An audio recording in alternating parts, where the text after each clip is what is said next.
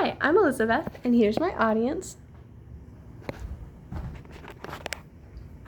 Have you ever felt groggy in the morning, unmotivated to get out of bed? Maybe you think you're just not a morning person. But, however, it's not just genetics that plays a role in this. It can also be achieved. Our problem is that being a morning person is difficult, especially when you don't have the proper nighttime routine. This causes individuals to not like mornings because of how unmotivated they are and too tired they are in the mornings. Let's say you have to get up early in the morning but don't really want to get up. This can be difficult, especially if you didn't plan your nighttime routine properly. According to Kelsey Kunick, in her article called How to Become a Morning Person, she explains that you should go to bed each night for the recommended 7 to 10 hours of sleep each night.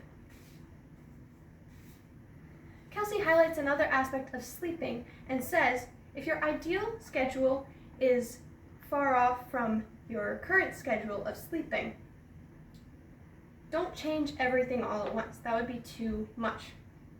Work towards your goal instead, and by doing this, go to bed 15 to 30 minutes earlier each night for every few days or to a week.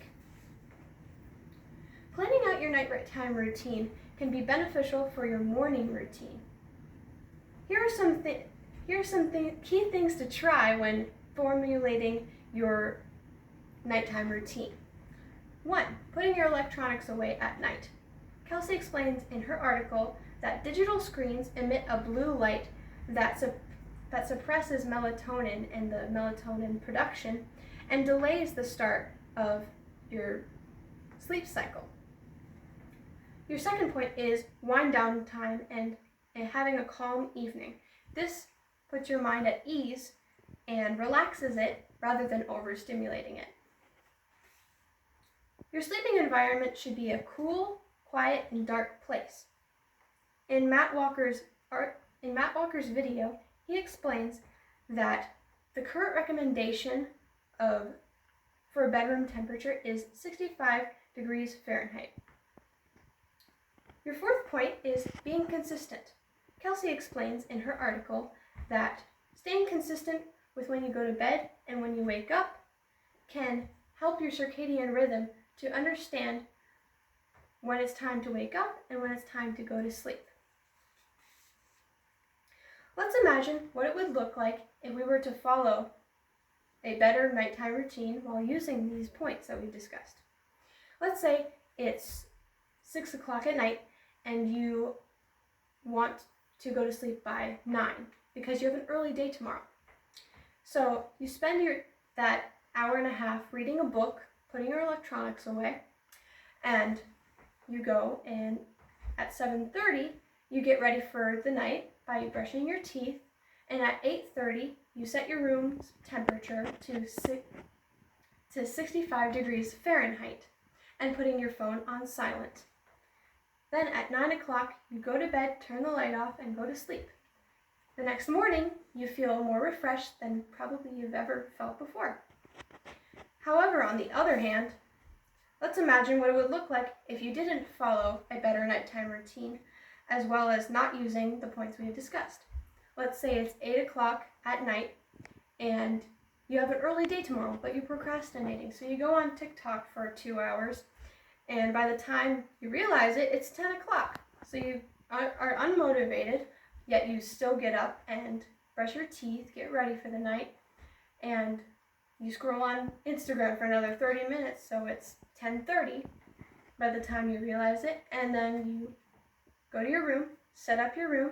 Since it's so cold out, you set up the temperature to 73, which is too warm for you to sleep in, and you put your phone on the bedside table alongside your nightlight. You go to sleep, you try to go to sleep at around 11:30, and you turn your light off, but you toss and turn through the night for 2 hours because of the high temperature and the phone next to you blaring notifications all night. By the time you really go to sleep, it's around 1:30 in the morning. And the next morning you wake up you feeling unmotivated, unproductive, and very tired. And then you end up sleeping in through your first alarm, and by the second alarm rolls around, you already have to leave for school, and you don't have much time to get ready. So you grab a granola bar, you run out the door to school, and still arrive late. So what do you do now with this information that we've discussed? Go out there and design your own nighttime routine that strengthens your tomorrow. Challenge yourself by going to bed and using these tips that we've discussed here, and see how much they make a difference in your nighttime routine and how they affect your morning. Remember to be consistent with the time you go to bed and the time you wake up at night, in the morning.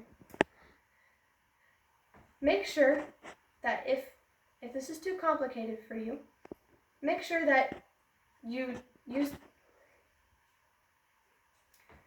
try going to bed 15 to 30 minutes earlier every few days, like we discussed previously. Next, apply these strategies every night to see for yourself how they benefit you. Next time you have to wake up early for school or work, think on these things that we were talking about and try it for yourself to see how it works for you. Here's my audience.